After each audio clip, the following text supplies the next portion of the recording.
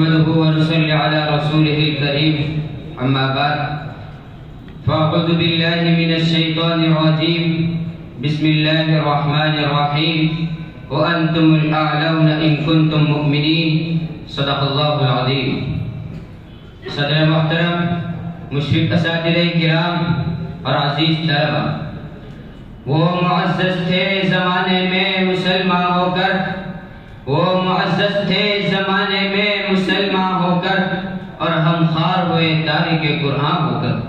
وہ موضوع سکن مناتے ہوئے آپ کی خدمت میں اللہ کشائی کی جسارت کا قصد کر رہا ہوں. حضرات، اللہ نے تمام مخلوق میں انسان کو سب پر برتری اور فضیلت عطا فرمائی، پھر اس میں زیادہ مکرم و معزز مسلمان متقی عامل دین مطیع رسول خدا صلی اللہ علیہ وسلم کو قرار دیا. چنانچہ فرمایا ان اکرمکم عند اللہ اتقاکم، اور جب مسلمان دین کا اور شریعت کا پابند ہو تو اس کے لیے مزید اس بات کی خوشخبری سنائی وانتم الاعلون ان کنتم مؤمنین، یعنی اگر تم ایمان کے نور کو اپنے دلوں میں بساؤ گے، خدا کے احکام کو نگاہوں سے لگاؤ گے، رسول کے فرمان کو عمل میں لاؤ گے، شریعت کے قانون پر عمل پیرا رہو گے، گناہوں کے کاموں سے خود کو بچاؤ گے، تو خدا دنیا کو تمہارے قدموں تلے ڈال دے گا، حکومت و سلطنت تمہارے مقدر میں رکھ دے گا، حشمت و بادشاہت، عزت و فرحت، کامیابی و کامرانی، مال و دولت تمہارے قدم چومے گی. اسلاف نے خدا کے اس حکم پر عمل کیا تو دنیا پر کئی دن نہیں، کئی مہینے نہیں، کئی برس نہیں، کئی صدیوں تک حکمراں رہے، جن کے نام سے دشمنان اسلام کانپ جاتا تھا، شیطان راہ چھوڑ جاتا تھا، دریا تابع ہو جاتے تھے، دھرتی آگ ٹھنڈی ہو جاتی تھی، تاریخ کو بھیانک جنگل راستہ دیتے تھے، جن کی ایک صدا سے وحشی و مودی جانور جنگل خالی کر دیتے تھے، جن کی تحریر سے دریا میں روانی آتی، جن کی تحریر سے دریا میں روانی آتی، اپنی تحریر سے خود ہم ہی روانہ ہوتے،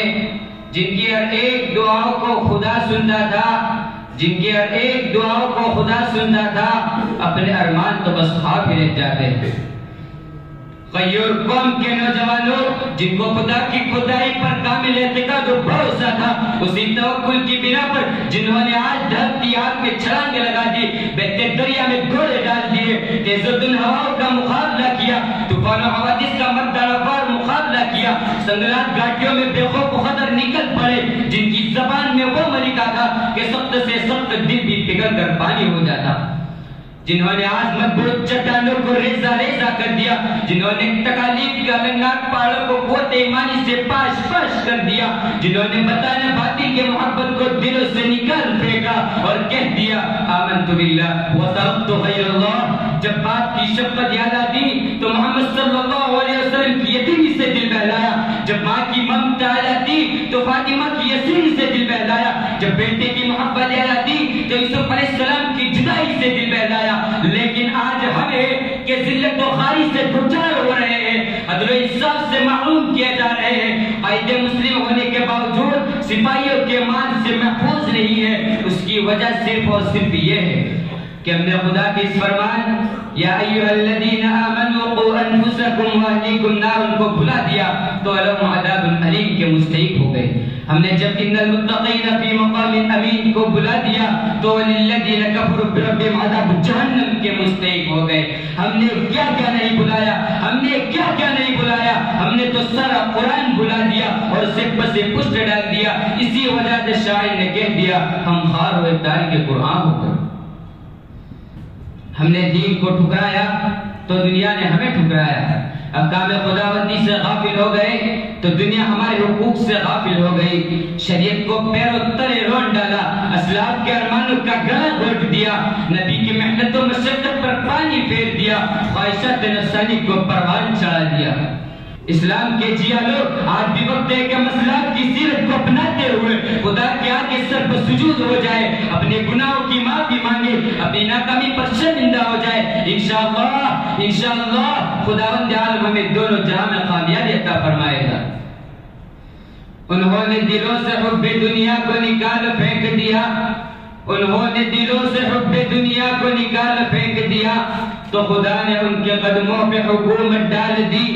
ہم نے دنیا کے لیے دیکھ پسے پشت کیا، ہم نے دنیا کے لیے دے کو پسے پشت کیا، ساری عزت و حکومت کو خدا چھین لیا۔ نہیں ہم دین کے رہے اور نہیں دنیا کے رہے، نہیں ہم دین کے رہے اور نہیں دنیا کے رہے، ذلت و خواری کے دلدل میں پسے آج ہم، ڈرائیں گے کردار اسلاف اب بھی ہم، ڈرائیں گے کردار اسلاف اب بھی ہم، شرط اس کی یہی ہے کہ بن جائے مؤمن ہم۔ بس انہیں چند کلمات پر اپنی تقریر کو ختم کرتا ہوں، وآخر دعوانا ان الحمد للہ رب العالمین۔